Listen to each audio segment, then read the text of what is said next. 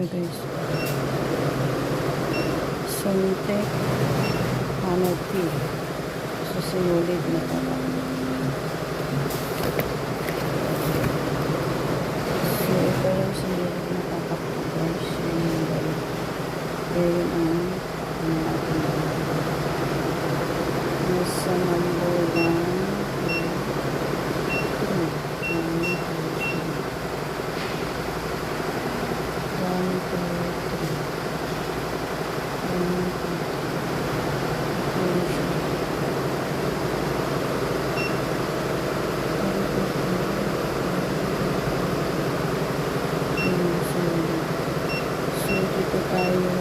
Isip natin dito, kailangan i-yes yan. First one.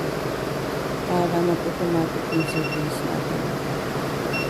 So, ito naman yung print.